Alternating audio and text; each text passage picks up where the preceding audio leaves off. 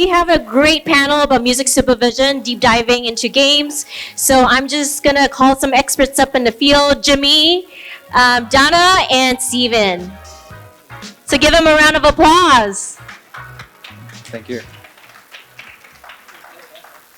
So now we're going to deep dive into music supervision in a really wonderful and interesting space, games. And here we have three great experts in this field of games. So I'm just going to give some space for them to give a quick introduction of what they do. And we'll start off with Jimmy. Hi, I'm Jimmy. I'm from Next Studios, from Tencent Games. So my current position is senior audio designer in music direction. So previously, I also worked in audio service procurement team to negotiate terms and contract with the musicians and publishers and agencies and etc. Yeah, it's Danna. Yeah. Hello, everyone. My name is Danna. I'm the audio lead in Lilith Games. And now I'm responsible for all aspects of audio development, including sound design, music production, collaborating with different composers, and integrating audio assets into the games. So with my background in sound design and game composition, I'm dedicated to delivering immersive and high-quality audio experience to enhance gameplay and storytelling.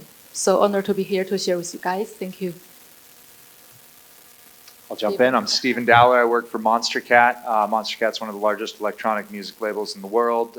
We were founded very much within the gaming space. Our CEO made his first nut to spend and invest in the company on a Diablo weapons marketplace, and we were a YouTube channel, so many of our friends were gaming streamers, and as we sort of grew, we developed a system so those streamers could continue to stream when DMCA takedowns were happening for them using other people's music.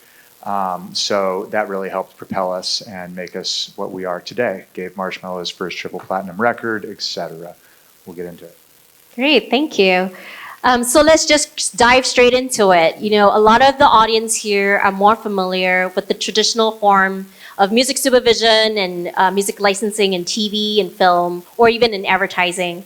So for you guys, when you look into games, what is that important factor that you're looking into when the use of music in games? And what do you really look out for? So let's start with you, Jimmy. I think a lot of there's a lot of common in game music because a lot of story-driven games are having unique stories and scenes, and so we use customized music in the in-game, and the difference is that the TV and films are usually linear, so the game is more interactive. So the TV and film always have a fixed length, and the game isn't. So some people will play a level for 3 to 5 minutes, but some players can play a level for 10 to 20 minutes. So each level has its own. Each player has its own pace on playing the game. So we need to focus on artistically design the music to fit the scene and the story, but also we have a lot of technical issues, like we need to loop the music and like for a lot of times. So sometimes you listen to one track, it's kind of beautiful, but if you listen to even your favorite song for 20 times, you will get fatigued. So a lot of time, the game music will have to solve that kind of problem to make the music not only artistically fit the scene, but also not making people getting tired of it by listening to it multiple times. Danna? Yeah, I totally with Jimmy's point.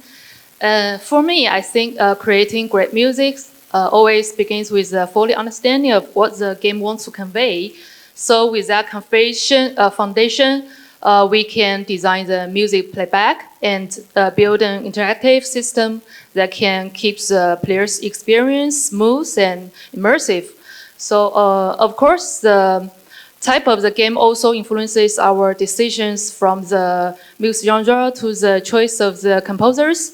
And as different genres always require different decisions to enhance the gameplay. Yeah.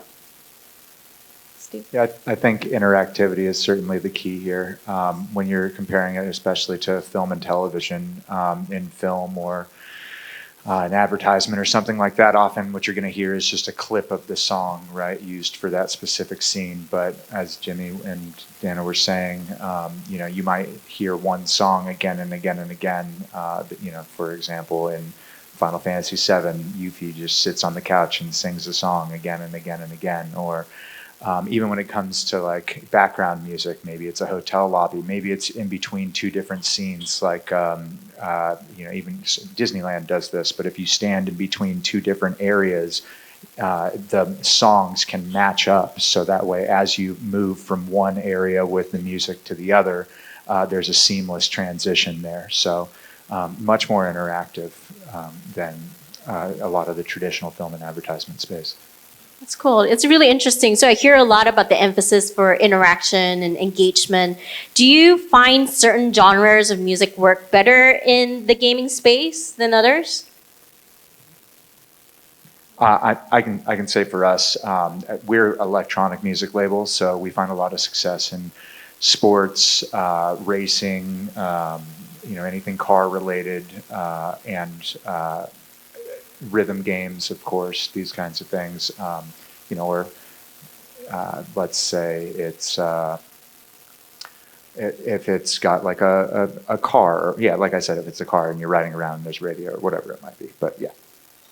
Yeah, I think for us, we were more from a production side, so it will depend on the type of the game. So if it's a medieval game, people will be expecting orchestral or epic war music, of course, if it's a war game. And if it's a racing game, a lot of the time, it also depends on the music director's taste and direction and how he or she wants the players to perceive the music.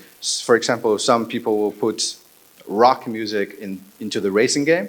Some people will put electronic music. And even some people will put hip-hop. So nowadays we have more and more open world games, like especially racing games. You can drive the car going anywhere you want.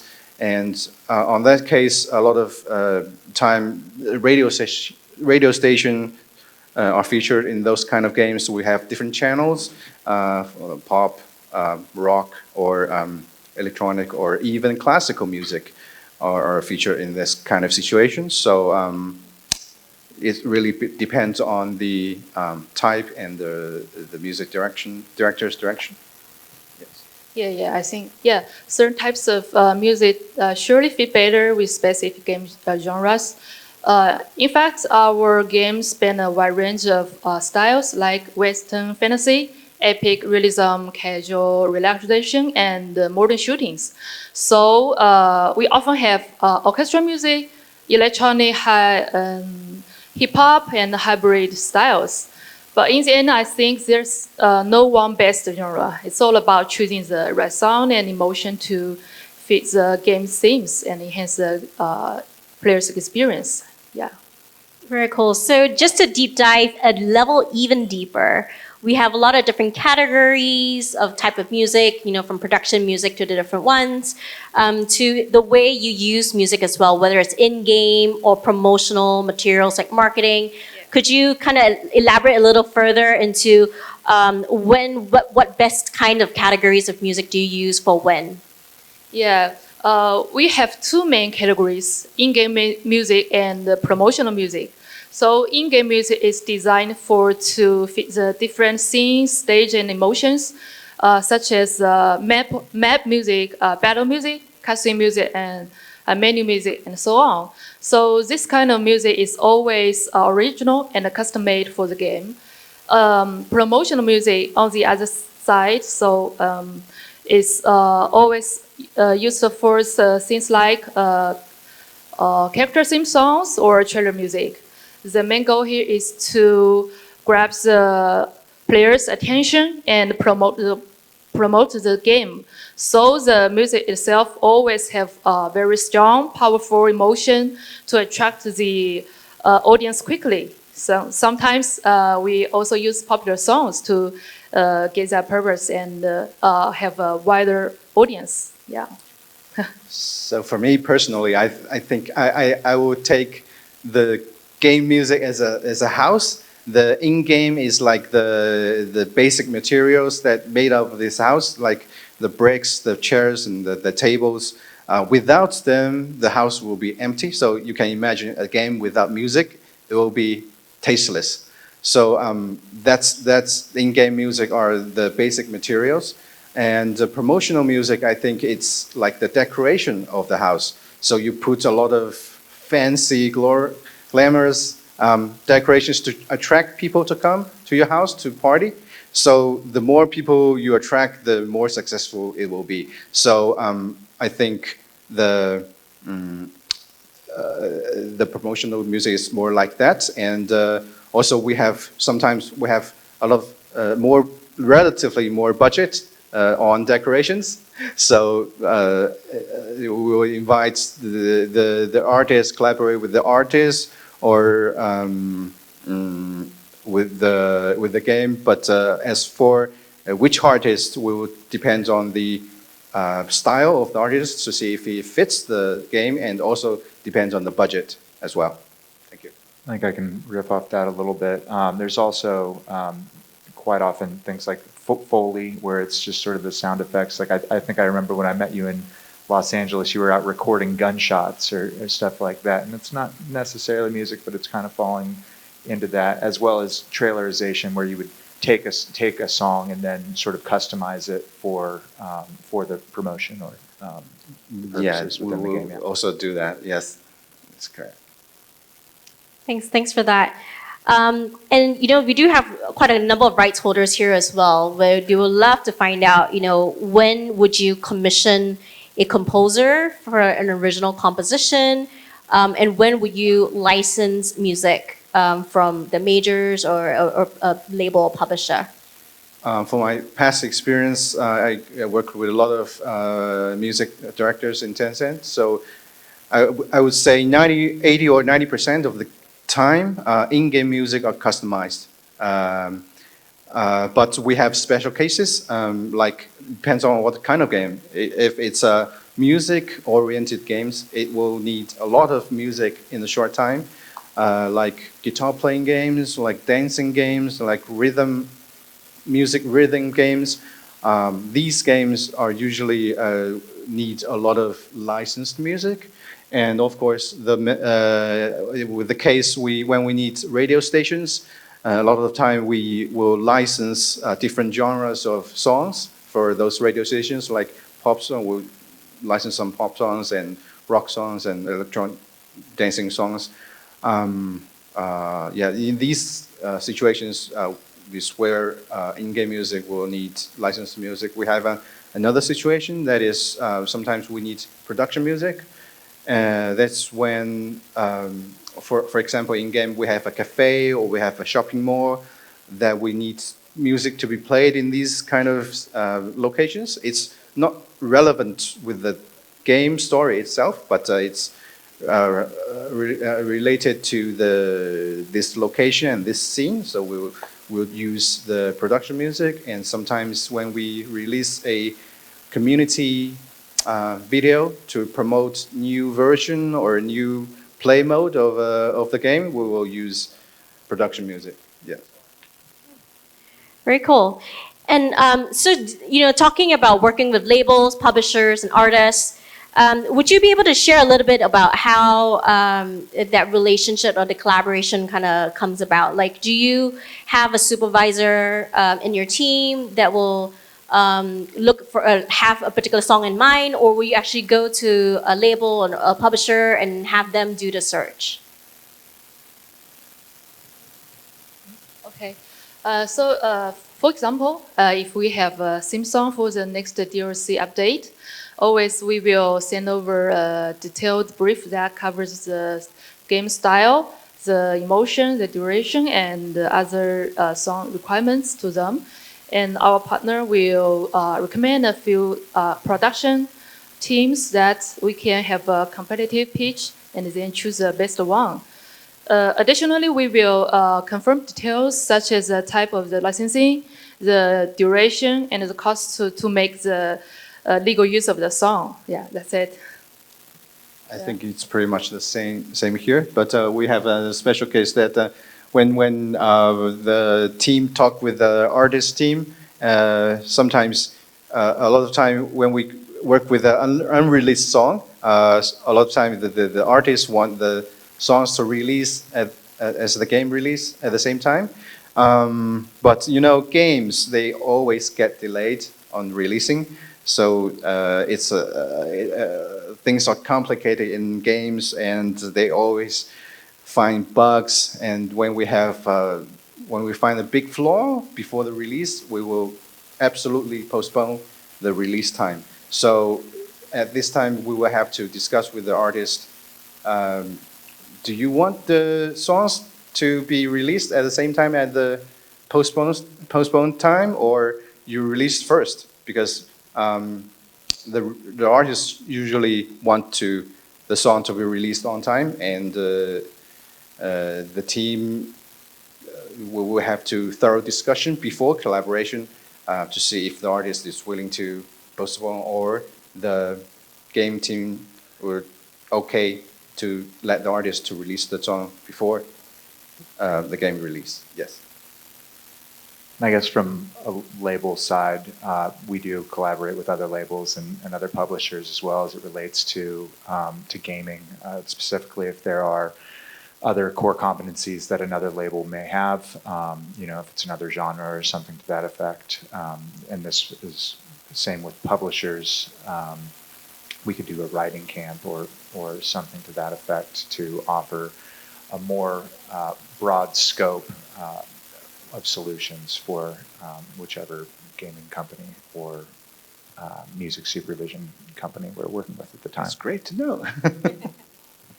And Stephen, I know that you've done quite a lot of creative work with a lot of brands and gaming companies as well. Would you want to elaborate on some of the kind of more interesting collaborations you've done for music?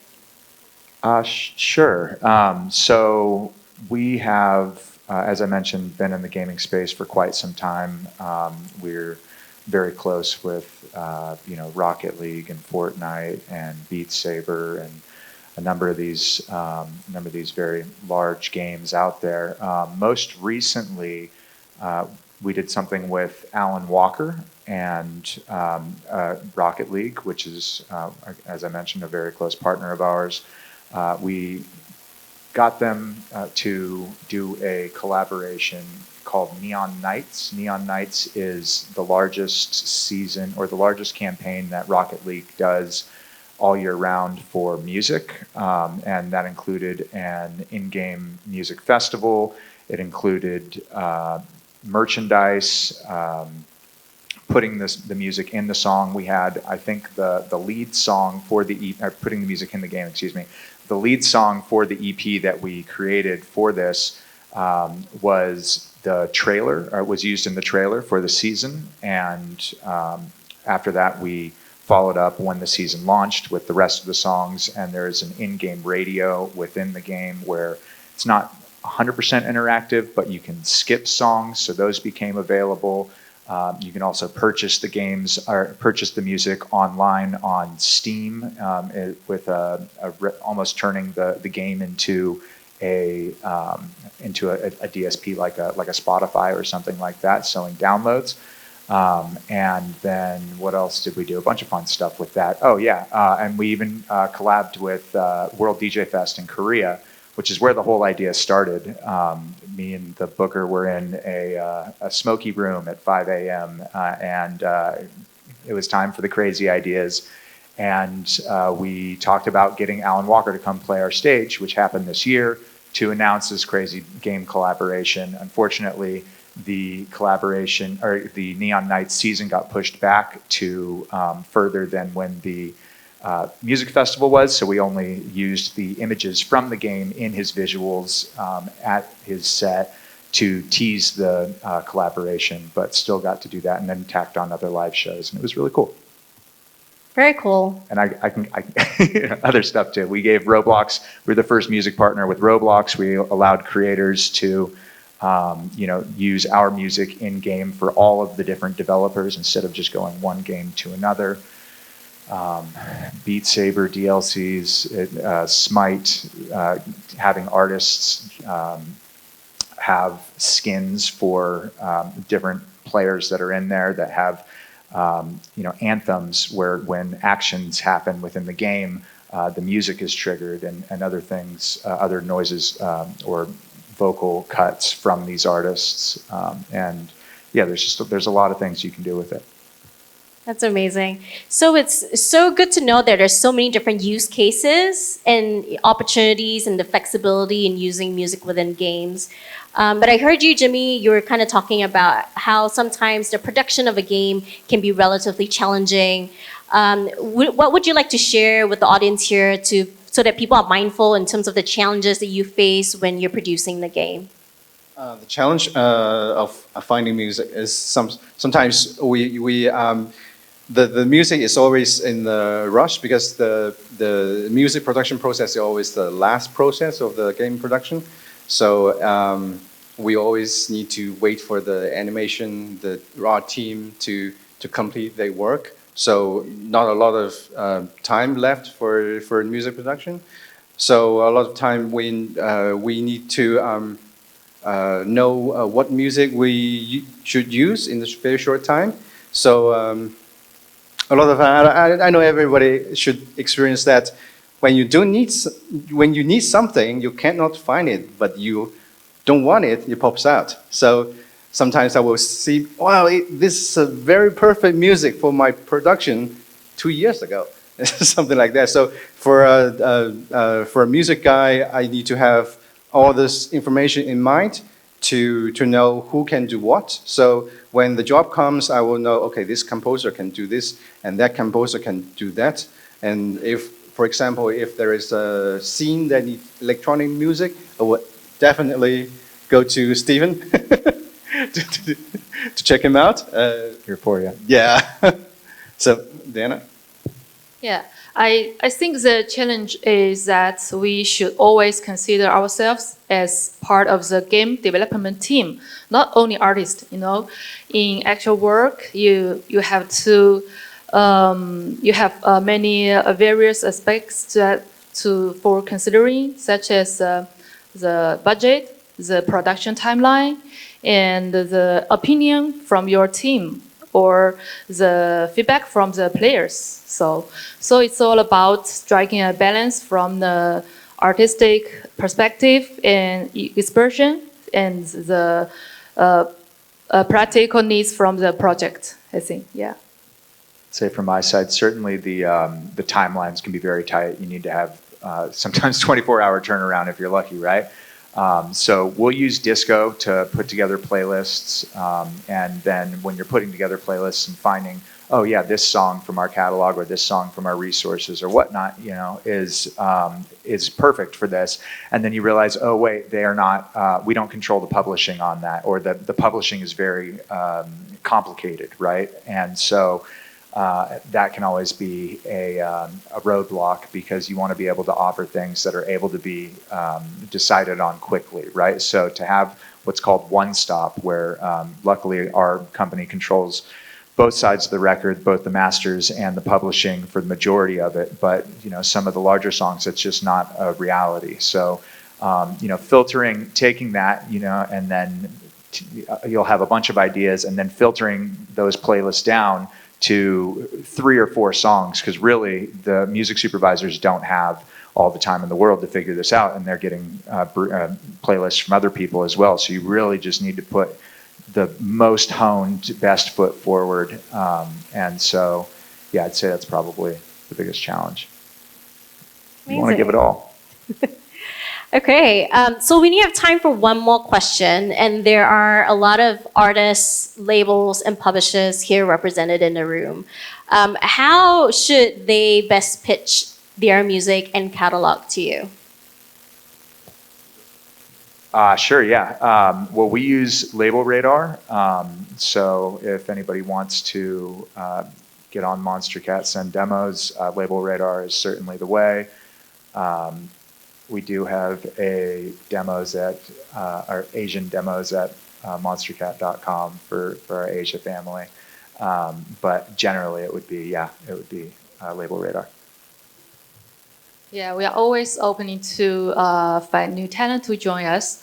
I think the best way is to connect with us directly through our official website, or just connect me after this conversation so we can keep in touch. And if you are interested in our projects, so don't hesitate to pitch your work. We will definitely check it out. Yeah. Yeah, for my company, the pitching process is a bit complicated. So usually we have a lot of big production houses, music production companies and agencies that we work with a lot of times, and we will send pitches to those agencies. For individual composers, it will be more difficult for big companies because we have a lot of process. Every contract is a long process, so Tencent tend to work with bigger agencies that can represent a lot of composers, and so I think as a composer, maybe you can check out those game credits to see which music agencies that the games usually work with. It's not that a lot, and I think my suggestion is that you can go to game conferences like the GDC in San Francisco, and also China Joy in Shanghai, or Tokyo Game Show or Gamescom, conferences like that, because there will be a lot of developers in those conferences. If you want to promote your music to the game developer, there will be a good opportunity, I think. Yeah. And most importantly, all that matters. Yes, and they are available here after this panel. So let's give an applause and thank you, Jimmy, Danna, and Steven, for an engaging conversation about music supervision in games. Thank you, Angel. Thank you. Angelique.